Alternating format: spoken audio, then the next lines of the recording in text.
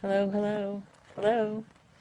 Well, today is day. Oh gosh, what day is this? I think it's my day 9. I'm not sure. Day 8 or day 9? I'm losing track. Let's see. I think I'm losing. Oh yeah, this is day 9. Day 9. Feelings of lack of control and frustration. Hello, Noelle. Welcome. So tonight I thought I would talk a little bit about frustration and feelings of being lack of control. So, hello, Candy. So, have you ever felt like so frustrated because you didn't have control of a situation? Um, like, you know, I'm a control freak. I like to be in control. I like to feel like I have control of every situation. And a lot of times I don't have control of situations because I can't control other people. I can't control what other people do around me. I can't control, um, let's see, I can't control bills. Yeah, bills. You have bills. You can't uh, control sometimes you just can't control the bills. They go overwhelm you, right? So I decided to talk a little bit about that. And, you know, it's very frustrating to feel like you don't have control of a situation. Like, uh, maybe you have a spouse or a child who's like headstrong or something, and they want to do what they want to do, but um, you want them to do something else. And so a lot of times they do what they want to do. And so no matter what you do or say, they're still going to do what things they want to do regardless. So you just sort of have to, um, you just sort of have to let it go sometimes. And it's not always easy to let it go. It's not always easy to Melody, ha ha ha, she's fun. She's a fun kid. It's not always easy to let things go, you know. You can't take everything to heart. You can't always be in control over every situation. And she was thinking the same thing. That's funny, Candy. But yeah, so I remember, like when I was young, before I got married and I got my first apartment, you know, I you know I kept everything perfect because I think it had to do with the fact that when I was young, I there were 6 kids in my family, and I always had to share a room with my 2 sisters. And some of the time, I even had to sleep in the same bed with my sister, but my one sister. So, um, it's like I didn't have my own space. I didn't have much, control over the sleeping arrangements or the bedroom or the space I had because we were a big family and it was crowded. Exactly, Noel. Can't split small stuff. So, so like when I got my first apartment, I moved out and I had this nice big bedroom and it was awesome and I fixed it up the way I wanted it. And it was always clean and it was always, everything was always where I wanted it to be. And, it's like there's a place for everything and everything was always in its place. And then I had kids. And when I first had kids, we were living in a townhouse. Hi, Gloria. We were living in a townhouse when I first had kids, and I had like these shelves, and I tried to keep all the kids' toys, and each toy had its own box that it came in, so I kept all the boxes, and then I would put all the toys in the boxes and put them on the shelves, and then I would try really hard to, make sure that all the toys got put away back in their boxes, back up on the shelves, and I had when I was a kid. Uh, my parents had some friends, and they only had one. The friends only had one child, and we used to go to that their house, on occasion, and we'd go to their house, and I was like mesmerized because she had like toys from the floor to the ceiling, shelves, and everything was always in all its every toy was in its box. And so that's what I tried to do. I tried to do that same thing because I just thought it was the coolest thing when I was a kid. So, yeah, after it didn't take very long, but I gave up because there was no way because the kids weren't agreeing with me. They didn't cooperate with me, and so they just did not cooperate. And so eventually, I bought a big toy box and I started just dumping everything all together, all in one box. So I gave up because I was not in control, and there was no way I could be in control. So sometimes you have to pick your battles in life, and you have to decide what's important and what's not important. Yeah, the life of a mother. Yeah, Candy, I know. Yeah, I did have too many kids. I had 5 kids too. So, yeah, and then when my oldest, he was about 16 years old, decided he wanted to dye his hair purple. I was kind of like, well, you got to be the one that walk around looking like that. So he did ask me permission, but he wasn't real rebellious or anything. But so I was like, okay, you're the one that has to walk around like that.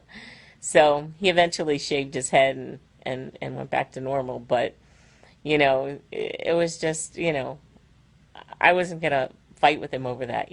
So I find that a lot of times when I feel like I don't have any control over a situation, I just have to let it go because um, all it does is get me all worked up and upset and stuff. And I'm like, I'm getting too old for that. I don't want to be upset. I don't want to. So I just let things go a lot of times. I try not to let the little things, really get on my nerves. And a lot of times, if it's a real serious situation and I have no control over it, those are the times I really pray. Because I figure God knows what is needed to resolve this situation more than I do. So I put it in His hands because as far as, some things are just way beyond your control. You know, I mean, a lot of times you can do things to work around situations, but yeah. So anyway, I have a few tips tonight for a few a few tips for when you're feeling frustrated, when you have no control over a situation, whether it's with another person or whatever. And so I thought I'd share some tips for you know, dealing with feelings of frustration and lack of control.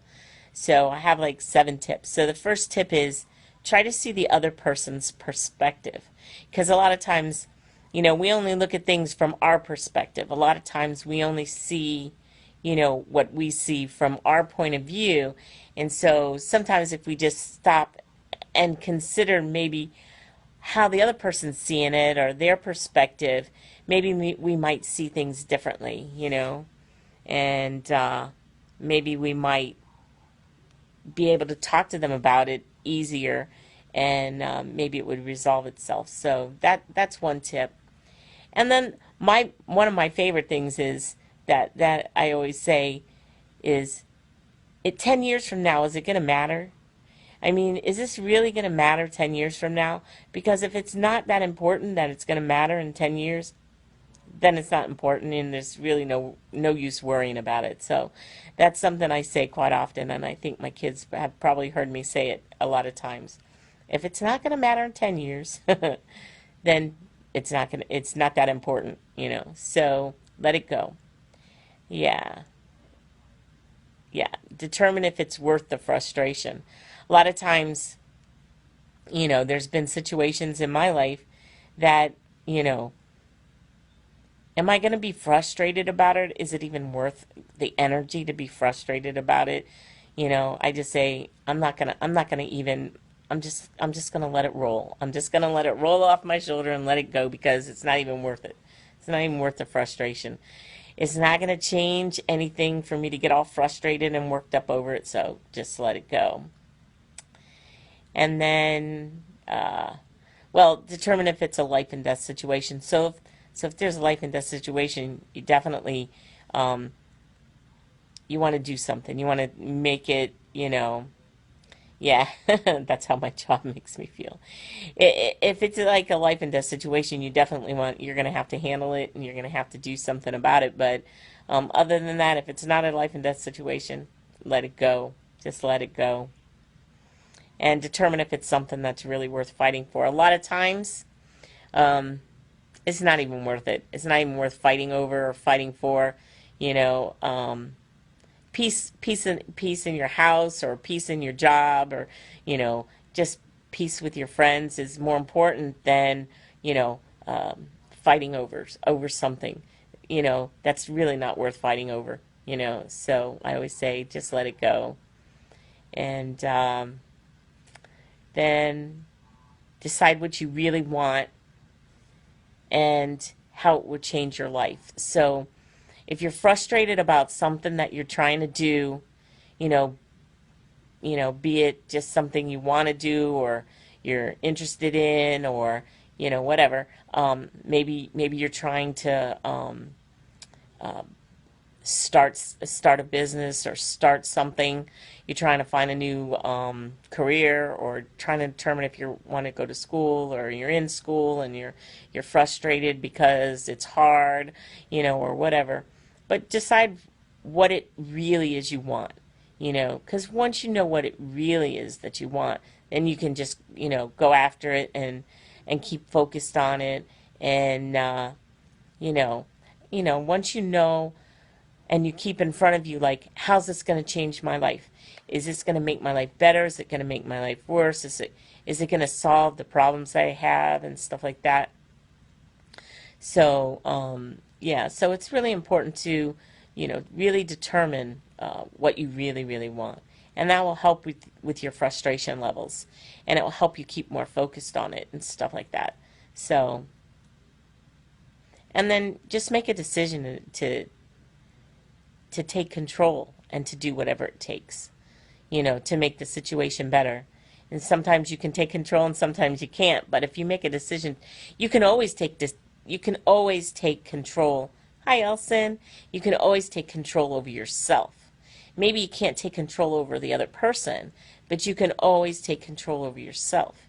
You can always take control over how you respond, or how you react. So you don't always have to react to things, you know. And a lot of times it's just better to just sometimes count to 10, or just hold your breath, or just not say anything until you've had some time to maybe just digest the whole situation, and then think about it. A lot of times when I have issues, I'll just keep quiet. I won't say a word, and I'll just keep my mouth shut. And I might keep my mouth shut for a while, until I've had a time to really go over in my mind what's going on, how, and all the different possibilities and all the different things that go on. So those were my tips. So I was just going over, handling feelings of frustration and feeling out lack of control in situations. So that's what my live Facebook Live was about tonight. I kind of thought about it, and I wanted to have a topic tonight instead of just like fumbling around. So I thought I would talk about that. Sometimes it's important. There's a lot of times things happen in life, and you have no control. You have no control over them. You have no control over other people, but you do have control over your own person. You can control how you respond to things, or how you react or don't react to things. And a lot of people, they just fly off the handle, and they just, flip out on things all the time, and you don't have to. You don't have to. You can control yourself. That's really the only person you can control is yourself. You would never really control anybody else. You can't control children. You can't control your spouse. You can't control your parents. You can't make anybody do anything they don't want to do. And likewise, no one can control you. You are going to do what you're going to do. And no one can, unless you allow them to control you. You're never really going to be, you won't be controlled by them. So, but, yeah, so that's really all I had for tonight. If anybody has any comments, I'd love to respond. So, this is day 9 of my Facebook Live, and I have free training that if anybody on here would like to get the free training, just let me know and I'll send you the link to it. No obligation for anything. It's just free training. Facebook started this new live feed, and it's fairly new, and I don't think there's a lot of people doing it yet. I don't think a lot of people know how to do it. So I have this free training, and it can be used for many different things. It can be used for, you know, if you have a group of a family group, or you have a business group, or maybe you have a ministry group, you could use this just to send messages right to that group. So it's pretty interesting. It's similar to Periscope, and a lot of people are doing Periscope. I know that, but this is right inside of Facebook, and you use your phone the same way you do with Periscope, but it's just because it's connected right to Facebook, so it gets on your Facebook wall as you're doing it, where Periscope's not on your Facebook wall unless you post it there later. So it's kind of nice because you can have your Facebook friends on.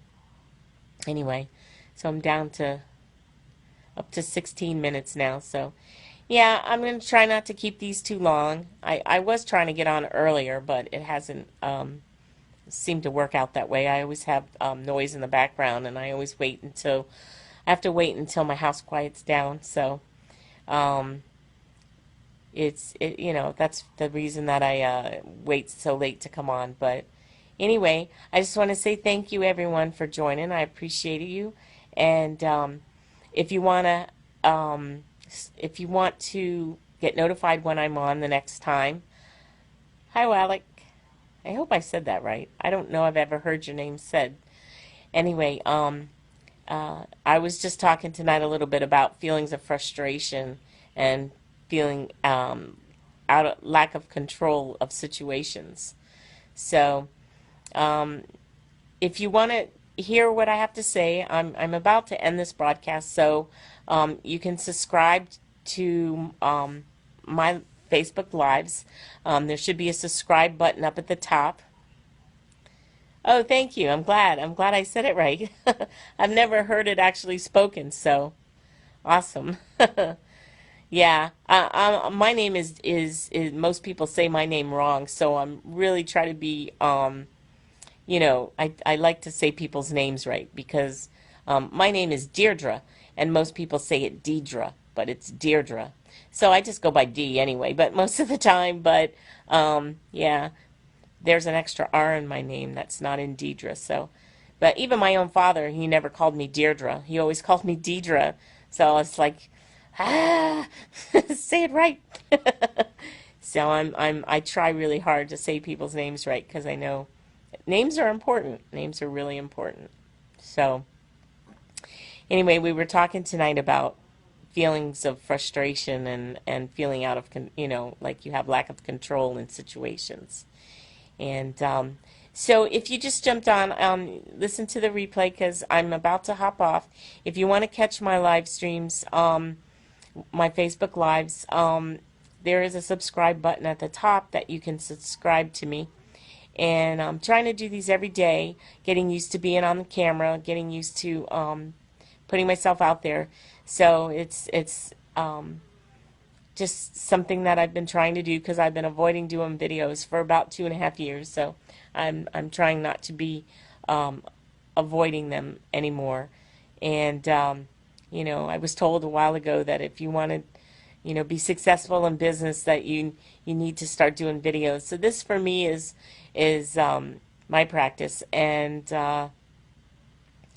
I appreciate you for coming on and joining me. And if anybody has any kind of topics they want to hear about, just leave me a message in the chat, and I'll try to come up with something on those topics. I would love to have input in that respect, but hit the subscribe. And if you'd like to find out how to do Facebook Live, I do have a free training that I would be happy to send to you.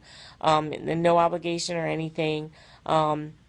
it's really an excellent training. I've watched it twice, and both times I got something different out of it. So it's a really good training. And there's even a 15-page PDF that comes with it, and it's all free. So let me know if you'd like it, and just you can message me down below, or you can send me a private message each way, and I'll send it to you. Anyway, I appreciate you, and thanks so much for joining me tonight, and we'll talk to you soon. Okay,